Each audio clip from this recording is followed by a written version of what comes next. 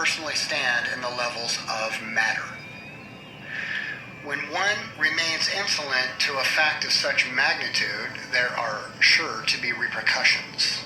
Those repercussions cause a supremacist nature, never considering what we think is the top is actually the bottom for another being. We would assume we are on an elevated level, which really does more damage than good, since the subconscious mind factors in that we are poisoning the same air we breathe. So as the most intelligent, we are really the most ignorant. Anything built on that kind of foundation will go through a succession of destruction and chaos. Now we have the Earth's full historical description. When this changes, which it will very soon, everything will be different. Fast. My first experience with the others was when I unknowingly started a purification procedure and became enlightened. I had no doubt heard of accelerated thinking and higher abilities. However, my intention at the time was just to seek answers from a higher source. Not to mention trusting whether a higher source could actually be contacted. I knew something higher existed. That became obvious by seriously taking into account that man did not create man. It's at least mathematically impossible. I had done this by chanting until my body had changed its complete vibrational frequency, which took about 2 hours and some extreme desire. The desire I call HSM, heart, soul, and mind, something I found in the Torah, was worth extracting. It was said that the real formula of contacting the Most High, a focal point to interface with if the One came to such a moment that contact would need to be made. Once I started to activate all the metal in the room was shaking. I had to remove my watch, belt, and anything that contained metal.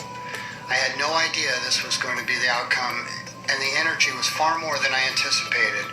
Thus, I was extremely unprepared and confused, but strong nonetheless. I became the portable for higher selves. As the camera continued to run on my PS3, catching these moments, I knew we had something special. Finally, I had vividly captured my proof of the paranormal. I can only explain it as I went up and came back down very fast, and I could feel the essence of where I had gone inside me, especially in my hands. My friend, who was now my witness, was less prepared. He had also experienced the phenomena by touching me once I reached high vibration. This he had done by accident in fear of the metal situation. This prompted him to grab me and ask me what was happening, like I knew. That caused it to spread to him instantly, and later he said he went down deep into somewhere, saw himself, grabbed himself, and started making an ascension back out with things hot on his trail. He was, what I later figured out, in some lower dimension being ruled by some dominion. This was definitely a result of his current character, although he was given a chance nonetheless. Reason 6. What many ancient tribes have been explaining to Westerners since time immemorial is that we are actually located on a lower plane that is being ruled by various entities. The subplanes are indicated above by triangles in the center. The pictures of beings you see are of various ascended masters or gods who rule different parts of the plane. The 4 outer points are the gates. The Kabbalah reflects the same thing, indicating the planes or spheres or hexagrams. They also served as calendars because the alignment of everything above and below is perfectly in order. Breaking through the netherworld, with obviously his Ka in tow, my friend got stuck. How this appeared in our realm was that he looked to me to be gone, wacko, done, goosed. I was gathering myself fast, still feeling the strength, but also thinking of the full parameters of just what had occurred. I knew that I had to do something fast because my friend, Fiend, was saying the same 2 words over and over so loud eventually the neighbors would call the cops. He seemed to be in a mental loop. Using the word, I yelled it into his mouth. It was all I could think to do. Later he said in that moment that he saw a light and he was able to hurry to it. That brought him back to this plane. This was my second vivid spiritual encounter. We will now mention with no more delay our source, the exact one. with no equation. Beyond capacity and function, jubilant magnetar disposed in realities self-generated. We swoon in ecstasy as you touch us. We guard thy beloved with our life at no cost. The charge is to admonish the guided with exact knowledge of this time sequence and its mysteries we will expose as they lay bare before us. This is so all things may be made clear, and the path be made level for thy feet. Think not those works of those of my own, nay, I was found by the source, headed swiftly in the wrong direction, and it was then I last visited. In that state I was strengthened by the hosts, who, perceiving in me such a lowly state, but a subtle glow, as we all possess the remnants of the brighter star in our hearts. It is through them it was conveyed to me my mishaps. It was in such joy of returning to the true path, turning from the abyss, that I, like ultra rays resplendent, did exhaust plutonium fuel cells, so that all in the darkness may know of and come to receive the real light. It was then that I knew that the world could raise its entire vibration by contact with just one person who could hold the frequency.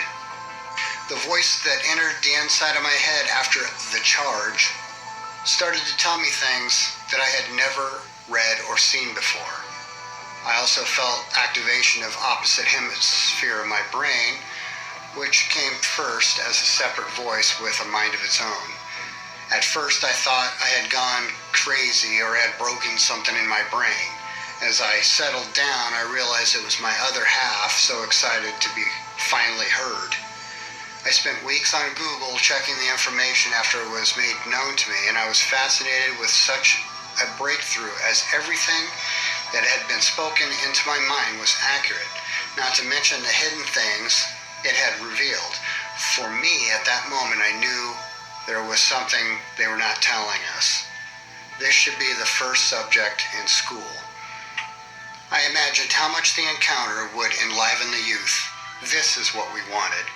Later, when I was able to enter higher states through simple whole-body breathing techniques, I realized our potential as a species is definitely a threat to anything that seeks to rule over the human race. It would not be possible. The energy of freedom is too great, and when felt, one's life means nothing if they cannot constantly feel it again.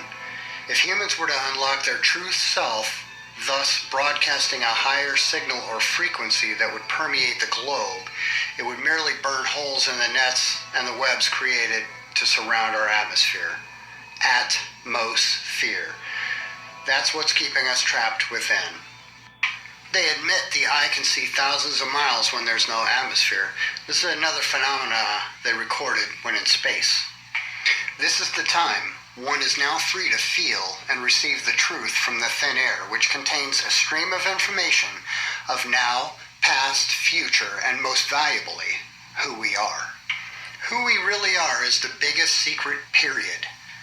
Any wise man thinking on that will agree. What I also felt more than I understood was that it's harder to destroy a planet than it was to keep it in harmony and peace. The planet was so strong, I watched how she took payloads of nuclear arsenals, H-bombs and A-bombs, all while keeping the children snug on the other side of the world, spinning lightly on her axis with only a slight wobble. This is the true food for thought. I was convinced that the majority would want to be on a higher vibration, and I set out almost immediately on that quest. What was conveyed to me then was that many people in our history, all the way up into our current day, claiming spiritual enlightenment, especially the New Agers, were talking to angels and masters, and that had in fact corrupted our world long ago. Many of these beings at a certain point were workers of a much greater force. Thus, they learned various mental and spiritual techniques that appear godlike to humans. In time, pride, jealousy, selfishness, scarcity crept into the order, and ideas that they should divvy up everything that was resourceful to them became prevalent. This is in part due to the nature of the Most High, which does not watch all of its creations like a micromanager. Once the design is put in place, it's off creating more universes, and in time will eventually take its proper form. However, there are phases in between. The creations make up the entire construct of allowing those in-between phases to be possible. We sharpen each other. As with all things, some beings have more senses and thus more power than others. These beings are oftentimes given the name angels, although their classification is much vaster, and the term angel is far from the word that should be used. Consider this, that the modern angels' names end in El. El is the name given by the Hebrews to their god, which corresponds to our planet Saturn. This means all angels work for El, and this you will see is true on various levels as we go on. You will learn to trace the origin of a name using a system that is infallible. Through the correct procedure, you can seriously have a guide to the universe and a map to other worlds inside Earth Dimension 3. Breaking down Saturn, you have Sat and Ern, or Sa and Turn. The word with the most practical use out of these combination is Sat and Ern. As we go on, you will learn who Sat is. As before, the original name of this planet was El. Thus, the name given in English signifies some type of unity between this being Sat and the other simply being Ern. When we drop the N to see if we can get any more clarity, since the Ern's basic meaning is just something you use to put ashes of the cremated dead in, we find that a place that syncs up, Ur was known as Chaldea, also known as Samaria, also known as Babylon. History says of Ur of Chaldea, home of Marduk, Chaldean magic, and Necronomicon spellbook, was also the home of a young boy named Abram, later Abraham. According to the story, Abram's father, Terah, made idols known as teraphim, and it was Abram's responsibility to peddle these idols to the people. It is said Abram rejected the worship of idols because they had no power. He later discovered the true God and thus became the father of all mankind, just like that. Logically, this story has to have some type of hidden meaning because its literal definition is preposterous. Although almost all people believe in the literal meaning, they believe Abraham is their ancestral father, even when their genealogy places them somewhere like Africa or Asia. These household teraphim caused much trouble throughout the Bible, even after Abraham's exit from Ur. Rachel stole teraphim from her father, and he could not rest until they were returned. A few other similar stories exist like this. It is revealed in the sylphs, serpent spirits of the air, whom I call Siths, inhabited these items and would bring forth oracles of the future. Abraham's wife is Sarah, and his father is Terah. It is obvious the real story here is about the unity of the seraphim and the teraphim, and both being spirit forms. Again, since the Bible is a partial account of various stories, only those who have really dissected the clay tablets are able to cross all these characters back over to their original Sumerian archetypes, along with putting together the details of their story about what went on. When we are simply looking for truth and spiritual growth, this all becomes too much. So many have never researched any of this and are at the altars blindly saying amen. They might as well add Ra after that. It's still the same being, Amen Ra. Blindly, they are dragged about. All of the stories in the Sumerian tablets are retold in the Torah after a few alterations, mainly with the names of the individuals involved. By changing the names, it becomes virtually impossible for the common people of the times, most of whom did not read or write, to realize they were still actually following the religion of the Chaldeans long after being led from captivities. The Hebrews became enslaved by the Babylonians, along with many other nations afterwards. As more cultures are put into the melting pot of Babylon, facts become blurred with fiction and languages are turned into babble. Terah, Abraham's father, and Torah, the first 5 books of the Bible, are so close together in spelling, it begs one to wonder what is meant by all this. You will soon see that many of the stories being told are the events of crossbreeding that took place with mankind.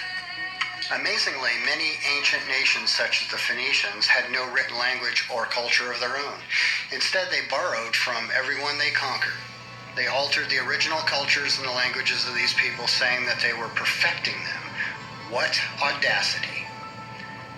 In the Western world, we credit our language, English, with much of our symbolism, like the phoenix, our current death and resurrection doctrine, and many other things to the Phoenicians, who were really the Philistines. Philadelphia was the original state capital of the United States. The biggest mistake a conquered people can make is to begin to imagine that they were never defeated, thus placing their trust in the assailant. We are seeing the results of that now. Our government, spiritual leaders, and instructors have been telling a multitude of lies, many without the slightest knowledge of it. Some are sworn traitors avowed to something much more sinister.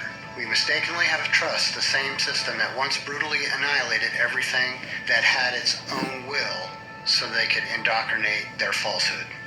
Reason 7. There are traitors amongst us with phenomenal resources that have avowed to something more devious than can normally be conceived. Left unchecked for centuries, they have finally come to the conclusion of an agenda scheduled for the near future. Who will face them? What now has to be done in order for us to discover our true potential is we have to put our real past back together.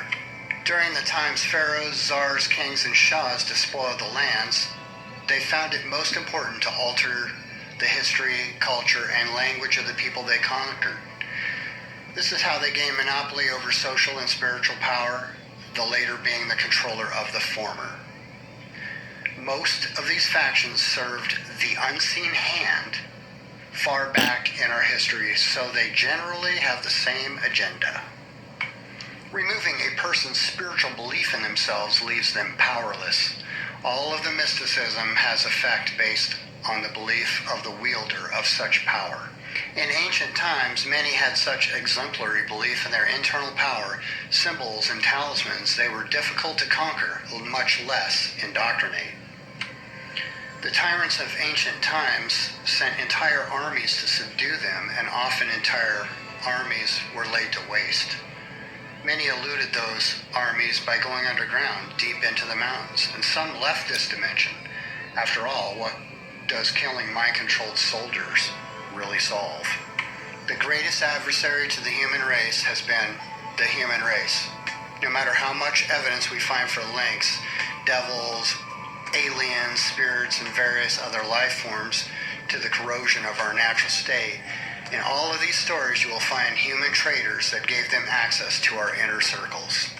The entire human race was a collective of brother and sisterhood, capable of maintaining contact with one another across entire planetary systems. We were grouped more commonly as all humanoids, not black man, white man, yellow man, etc. It's virtually impossible to break apart from the outside anything as strong as human will. This book is not about pointing the finger. This book is about understanding your own original state, how it was altered, how to grow back from it, and even excel beyond its original potential. At this moment, we are in a degraded state, and it is only pride that keeps the individual from admitting this. Power now lies mostly in monetary wealth, not spiritual essence. One will always pass away, and the other is eternal. Common sense is not common. This may sound a little confusing, especially this early on. However, the earlier you see this, the better. When they decided to make the names of the planets in English, they really did begin to turn things in the opposite direction. Searching for other names indigenous tribes use for planets will turn up almost nothing. Some may think this is because in ancient times we had no knowledge of the cosmos, and of course this proves to be untrue. We are told the Sumerians, Egyptians, and a few indigenous tribes from Africa have the only details of the names given to the planets in ancient times. Whatever the case, We can be sure that what we call the planet Saturn in modern times may not be actually referring to the planet with the rings, but more of an idea of evil Sat, brought forth from Our consciousness, when not hindered, will always look to the sky for answers. Our spirit is from the sky rather far in space, while our bodies are indeed flesh and will remain here as dust. When we innocently inquire about the names of planets, stars, moons, wanting to know more, we get the names that are tainted with deception. The vibration of is that of an animal, and of course so-called early man depicted the entire cosmos as animal forms, rather than the much greater concept space stands for, which is beyond normal life on Earth. It's highly unlikely we will find a horse on the moon, but it's not stopped them from naming quadrants of the moon mare, like nightmare. Reason 8. Quadrants of the moon are called mare. The normal commoner would pronounce it as it sounds. Esoterically, it's pronounced Mary. The names of the spots on the moon are riddled with deep significance to its origin and use. Unlike most modern church participants, those initiated into various magical societies evoke angels and spirits all the time. They do this by various means. One key element involves drawing perfect stars inside of circles or squares. A symbol drawn is physical proof of one's intent. A perfect star is often made with a tool used by the elite called an angle. The word angle is an anagram for angel. The tool itself is shaped like an L. That's right, L. If you notice when drawing a star, it consists of straight lines, and straight lines are opposite to nature, which itself is composed of spheres and circles. The body itself contains no straight lines. These straight lines are known as masculine, while the curved lines are feminine. It's known that fleshly beings are categorized as feminine despite their sexual orientation, while heavenly beings are known as masculine due to their strong ethereal nature, which can even withstand the force of being close proximity to the sun. Reason. An angle, the tool seen below the Masonic G in the shape of an L, is used to draw straight lines, while the protractor above is used to make the perfect circle to create talismans. There is recorded knowledge of 1/3 of the angels in the sphere of Saturn rebelling. Those fallen ones came to Earth and intermingled with women, thus creating the term mankind, meaning kind of like man, but not entirely. No matter how fictitious this may seem, it is in fact true. These beings go under the name of Rephaim, Nephilim, Anunnaki, Titans, Giants, Danites. Along with their offspring, they've made up legends of various mythological creatures of various titles. This resulted from the union of angels of not only women, but also of animals. These offspring became known as demigods, meaning half god, half man, or animal. They possessed various powers which caused the indigenous tribes of the time to worship the supreme creators, which was far from true. The head of the fallen angels would place demigods over the people to rule them in a hierarchy or pyramid structure. They would remain in contact with the demigods from their habitations in various constellations such as Orion. Ancient Aram indicates the name of Orion originally being Nephilah, or meaning Nephilim. Orion is depicted as a giant man for this reason. There will be lots of Orion sinks as we go on. They have guided much of what we have seen in the media as children growing up until this very day. As a child, I remember watching a cartoon called Fraggle Rock, which was all about the life of the Fraggles, especially their encounters with giants called ogres of the land. In pre-Christian Scandinavian, Orion's belt is known as Friggle's Rock, no doubt the origin of the name of the cartoon. There is a heavy amount of Scandinavian in our language. Reason 9. The daughters of Cain, who the fallen angels had companioned, conceived, but they were unable to bring forth their children, and many died. Of the children in the womb, some died, and others split open bellies of their mothers, coming forth by the navel. They thought evil continually, and God bore with them for a time. The Kebra Nagast. Entire material and ethereal kingdoms below the third heaven were erected and hewn for their spiritual and physical residence. The task of building these lofty havens fell to the humans in this world and the one to come. What a cruel treatment. Expansive kingdoms the slaves did build, but the fact was that the humans were in the lower dimensions with a bad case of memory loss, only being allowed at times just to worship the god and bask in its false light.